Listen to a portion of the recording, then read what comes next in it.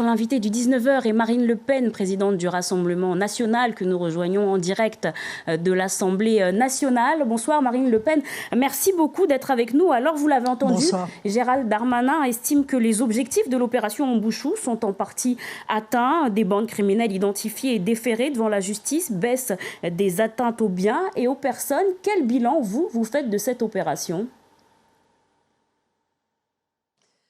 Alors d'abord, permettez-moi, puisque c'est la première fois que je m'exprime depuis l'élection présidentielle, de remercier les 60% de Mahoraises et de Mahorais qui ont voté pour moi.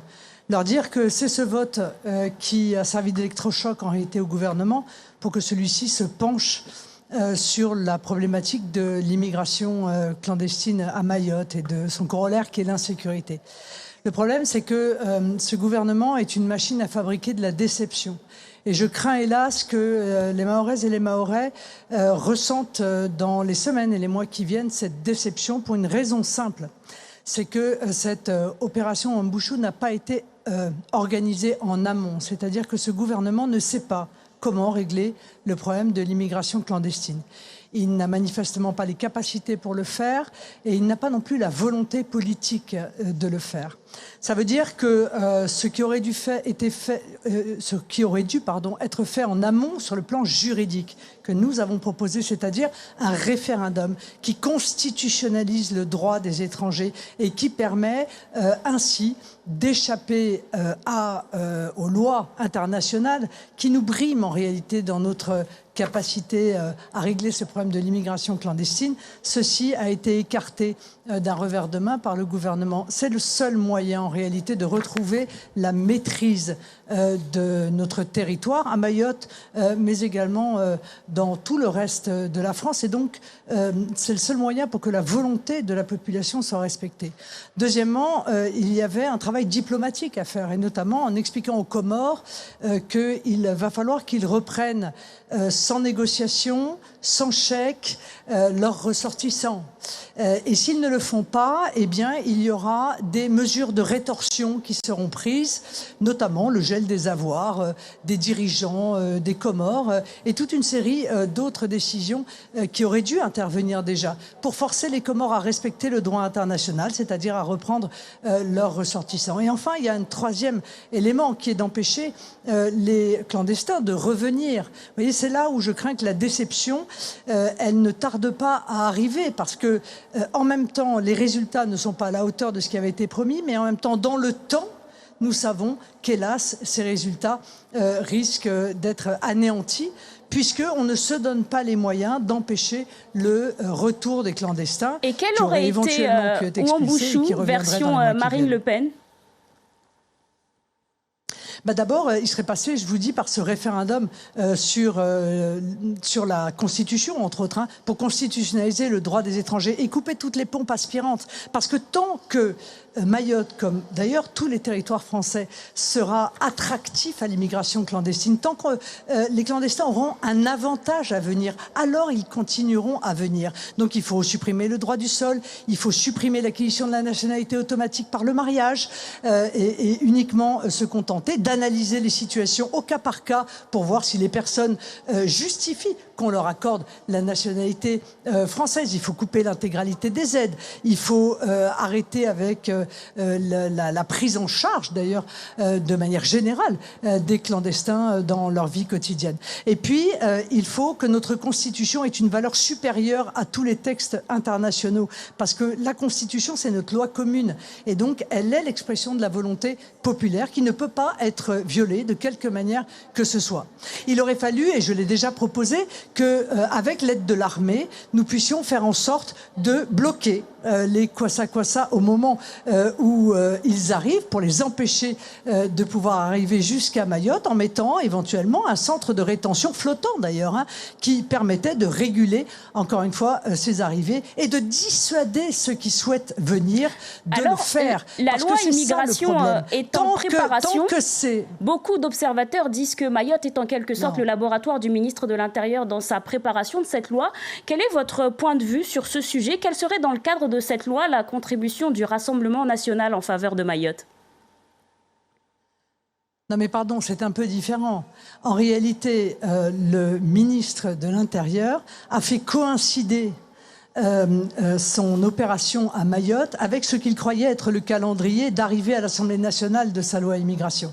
Et vous voyez, tout ce qui est fait pour des raisons bassement politiciennes, en règle générale, ça se retourne contre leurs auteurs. Donc c'était purement électoraliste, cette opération. C'est pour ça qu'elle a été mal préparée juridiquement, mal préparée diplomatiquement et mal préparée d'ailleurs dans les libertés qui ont été données, notamment au syndicat de la magistrature qui, évidemment, étant extrêmement de gauche, s'est opposé par tous les moyens possibles et imaginables à ce que la volonté des Mahorais soit respectée. Donc cette loi immigration, je vais vous dire que celle qui s'annonce, en réalité, elle ne servira strictement à rien, sauf à aggraver l'immigration, puisqu'elle vise à créer une nouvelle filière d'immigration qui serait une filière soi-disant de travail. On nous explique qu'il y a des métiers en tension et qu'il faut absolument faire venir des immigrés supplémentaires et régulariser des clandestins lorsqu'ils sont présents sur le territoire. Ça fait juste 40 ans qu'on nous explique ça et ça fait juste 40 ans en réalité qu'il y a autant de métiers en tension et qu'il y a de plus en plus d'immigration Autre sujet, Marine Le Pen, autre enjeu pour Mayotte, la santé. Ici, les collectifs dénoncent la pression migratoire sur les structures hospitalières. Ils demandent l'aide médicale de l'État pour soulager le CHM déjà et pour lever le flou sur le coût réel de l'immigration sur le système hospitalier du département. Gérald Darmanin a répondu non. Quelle est la réponse de Marine Le Pen sur cette question? La réponse, c'est de maîtriser l'immigration. Comprenez? Je veux dire, Mayotte, elle est en train de s'écrouler sous le poids de l'immigration. Mais il n'y a pas que la santé. La santé, bien sûr, et c'est une priorité pour la population. Mais le système routier est en train de s'effondrer.